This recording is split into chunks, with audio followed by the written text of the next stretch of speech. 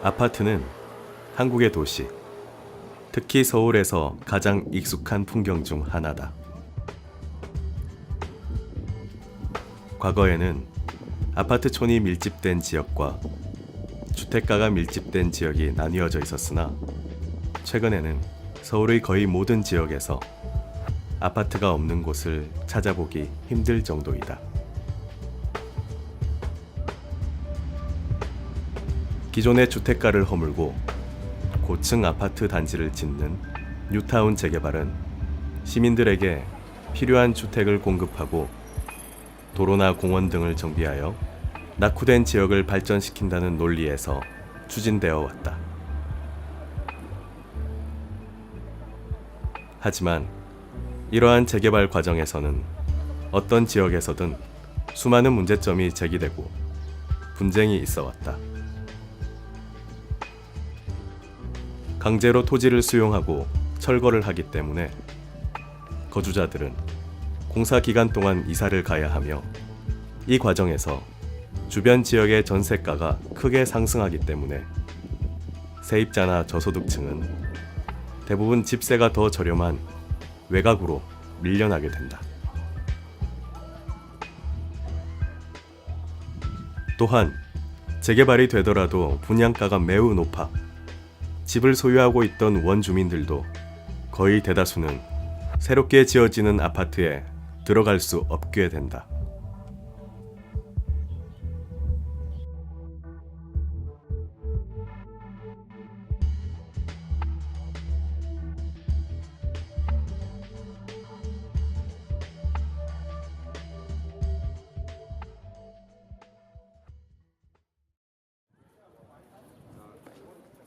삼선 5구역은 한성대학교 바로 앞 주택가 위주로 되어 있는 구역이다. 이곳에는 대학생들이 자취나 하숙을 하는 다세대 주택이 많고 그러한 집주인들은 주로 학생들의 월세를 기반으로 살아가는 어르신들인 경우가 많다. 학생들을 대상으로 장사를 하는 식당들과 어르신들이 이용하는 미용실, 술집 등이 간간히 보이는 젊은 층과 노년층의 문화가 어우러진 풍경이다.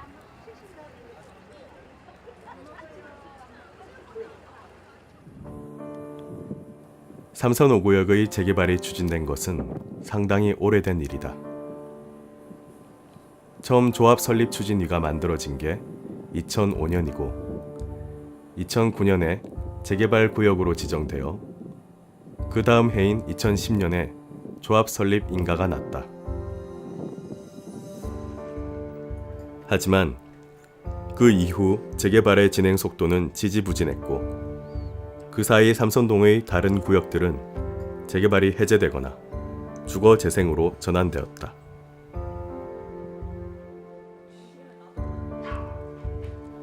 그런데 작년 2016년 8월에 삼선동 5구역 재개발 사업인가 총회가 통과되면서 롯데건설로 시공사가 선정되고 최근에는 분양 설명회가 이어지면서 이 지역의 재개발은 매우 빠른 속도로 진행되고 있다. 과연 이 지역에 사는 주민들은 재개발이 구체적으로 어떻게 진행되고 어떤 단계에 와 있는지 잘 알고 있을까? 우리는 잘 몰라. 우리는 세입자라 재개발되면 우린 또 다른 데로 또 찾아가야 되니까 모르겠어요. 재개발 된다 하는 건 알고 있지. 아는데 뭐 언제 뭐 어떻게 된다는 그건 확실한 건 모르겠어요. 뭐 밤날 뭐 내년에 된다, 뭐 언제 된다, 뭐 그 말만 있지. 우리 처음 여기 올 때부터 그런 게 여태 그랬는데 뭐. 입주하기 전에 부동산에 가서 이제 그런 제가 너무 잘 몰라서 물어보는데 거기 재개발을 할 수도 있다. 그리고 빨리 나가야 될 수도 있다. 뭐 이런 식의 얘기를 정말 간단하게 들었어요. 근데 뭐 언제 되는지도 몰랐고 그분들도 잘 몰랐어서 그냥 저는 오기로 결정을 했죠. 언제 어떻게 뭐 저에게 어떤 영향이 미쳐질지 이런 거에 대해서 사실 생각을 잘 못 해본 것 같아요. 네. 여쭤봐도 실제 있는 분들도 저에게 얘기를 잘 못 해주시니까. 그 전에는 이제 뭐 재개발 된다는 얘기가 있는데 뭐 쉽게 되지 않는다는 식으로 말씀하시더라고요. 그래서 뭐 안 될 것 같다는 생각으로 뭐 되게 오래 전부터 재개발 얘기는 있었는데 안 될 것 같다는 생각으로 저도 뭐 들어왔는데 지금 요즘 막 조사하시고 그러셔서 이 재개발 진짜 되는지 안 되는지 저도 갈피를 못 찾겠더라고요. 삽시행 인가까지 났고 여기서 발해청이 될지 안 될지 아직 모르겠어요. 큰애 태어날 때 분양, 그러니까 재개발한다고 오고 지금 애가 14살이니까 14년 정도 된 거죠.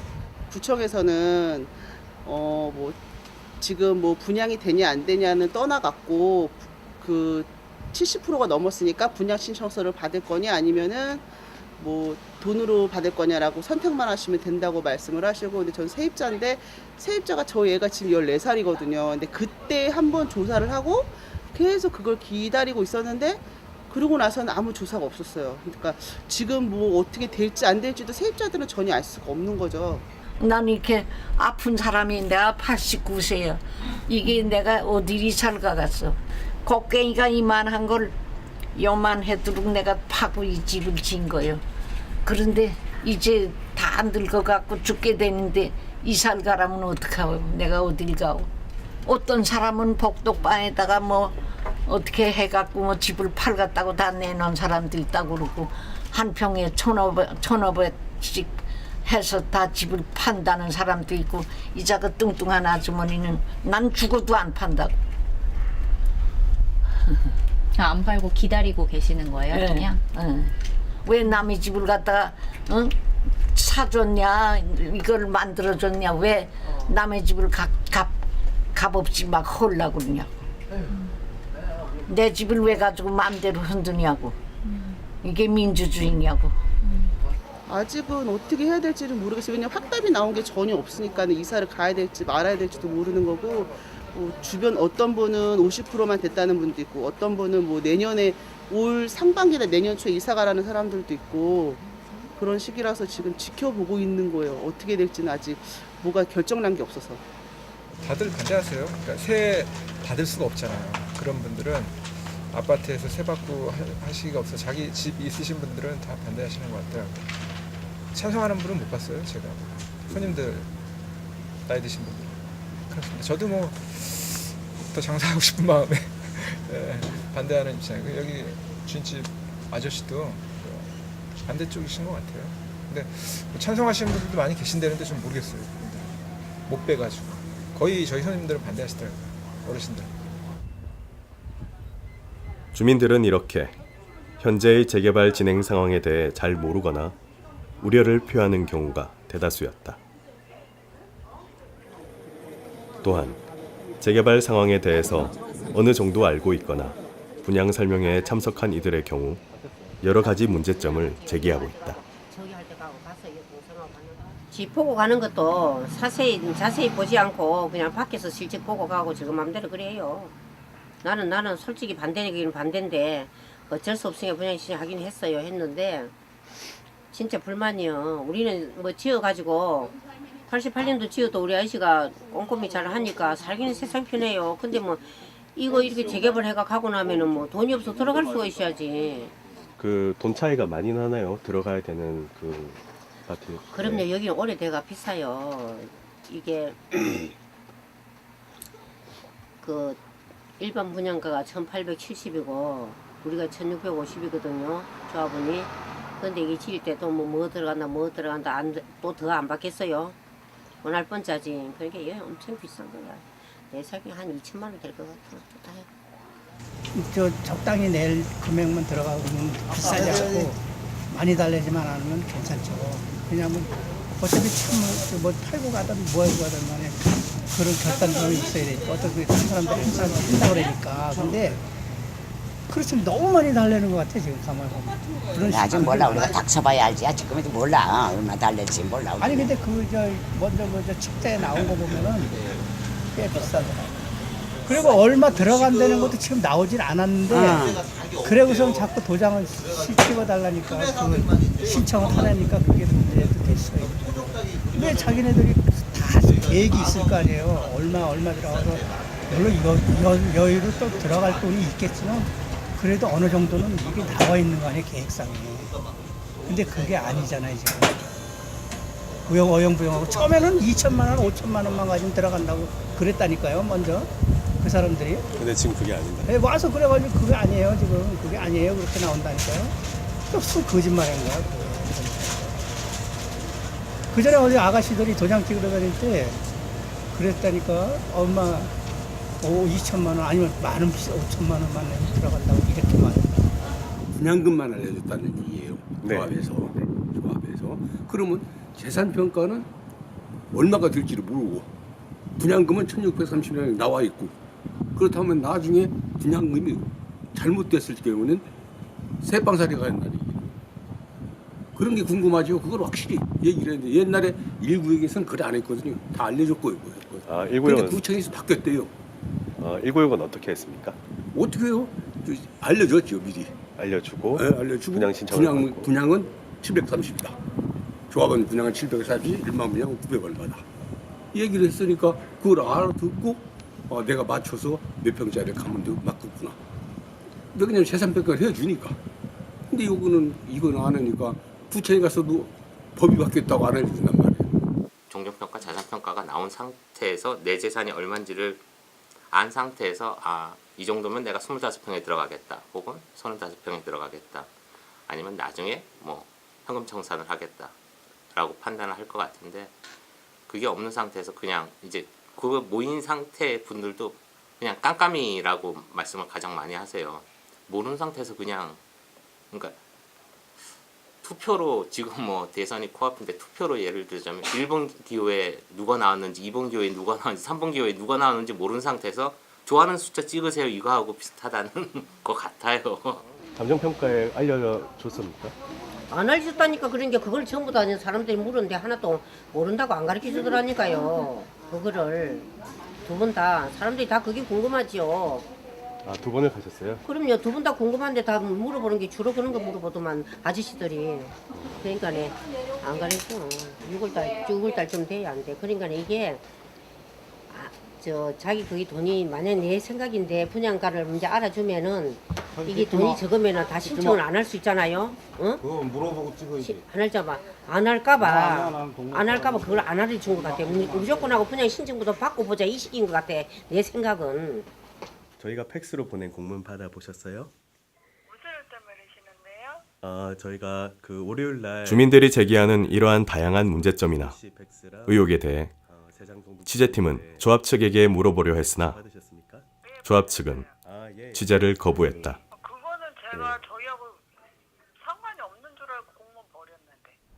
촬영을 거부하시면은 조합의 입장이 그런 얘기는 하면 안 되지. 안 되는데. 하세요. 돌 들어가서 안 좋으실 수 아니 안 좋을 수 있어요. 하세요 그러면.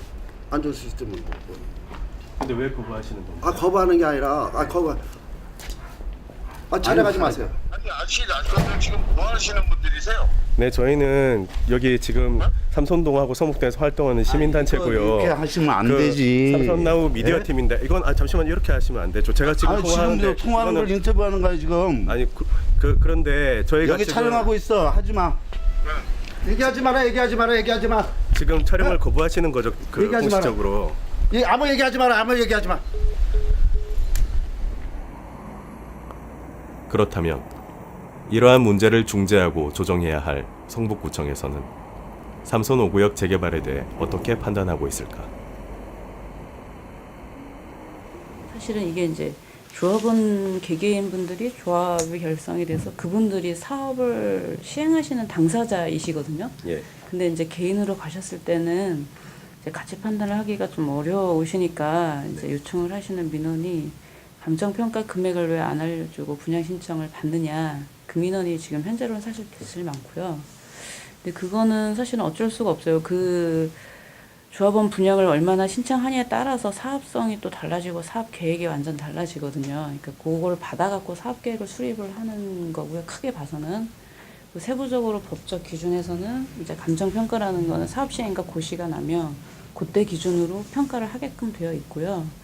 분양 신청은 이제 그 시공자 선정을 해서 계약을 하면 그때 기준으로 해서 60일 이내에 반드시 분양 신청 공고를 내야지만 돼요. 그러니까 그 법 규정에서 뭐 할 수 있다라는 규정이 아니라 그때 맞춰갖고 해야만 한다라는 규정들이 있기 때문에 사실 조합원들 입장에서는 이제 그런 민원이 많이 들어오긴 하는데 어쩔 수 없는 부분이 있다는 건 좀 설명을 해드렸고요. 지금 시행은 지금 순조롭게 되고 있는 편입니다. 지금 보통 이 재개발이 한 10년에 걸쳐서 그 시행을 하고 있고, 그다음에 그 동의라든가 이런 문제가 있기 때문에 지금 저희들이 판단하기에는 지금 작년에 사업인가 받았고, 그다음에 시공제도 선정했고, 감정평가 착수했고, 조합원 분양 신청했고, 그래서 지금 특별하게 이렇게 지금 진행은 순조롭게 되고 있다, 이렇게 판단하고 있습니다. 성북구청은 현재 3선 5구역의 재개발 과정에 법적인 문제는 없으며 순조롭게 진행되고 있다고 이야기한다. 저 집에 할머니도 지금 병이 나가지고 이사 가라 그러더래. 반대해서 저기 찬송하는 놈들이. 하지만 많은 주민들은 3선 5구역 재개발에 의해 자신들에게 다가올 많은 피해들을 걱정하고 어떻게 대처해야 할까 고민하고 있었다. 그래서 재개발을 반대하는 주민들의 입장에 대해 들어보기 위해 3선 5구역 비상대책이 내 집 지킴이를 찾아가 보았다. 분양을 하려고 이게 재개발이 가려고 그러면 첫 번째가 내 재산 평가를 얼마 정도 받고 거기에 자금 계획을 맞춰 가지고 분양을 할지 안 할지 판단을 해야 되는데 그 정보가 아무것도 없다는 얘기예요. 지금 당장 우리가 갖고 있는 종전 자산의 그 평가 금액이 얼마인지 그게 첫 번째고, 그 다음에 모든 용역과 관련된 그 책정된 금액, 그것이 무엇을 기준으로 하는 거냐 말이에요. 사실을 사실대로 얘기를 하고 주민들이 판단하는데 도움을 주면서 서명결의서 진구를 하는 것이 아니라 무조건 찬성하지 않으면 불이익, 손해본다, 큰일 난다. 투명성이 조금이라도 있으면은 이런 일이 이렇게 그러니까 반대하는 사람들도 어느 정도 정보가 공개가 된다고 그러면은 그 동의를 주민 쪽에서는 조합 쪽에서는 그걸 동의를 알려주고 조금 불이익을 당하더라도 갈 수는 있겠죠. 근데 이거는 처음서부터 끝까지 모든 거를 다 숨기고 끌고 가려고 그러니까 공개가 안 된다는 얘기예요. 아무것도 모르고 끌려가다가 나중에 가가지고 피해 입는 사람들 어디 가서 하셔요. 주민들의 이러한 많은 문제 제기에도 불구하고 3선 5구역 재개발은 계속 진행 중이다. 3선 나우 취재팀은 다음 편에서 지금까지 재개발 과정의 문제점을 심도 깊게 분석해보고 해결책과 다른 대안을 찾아보고자 한다.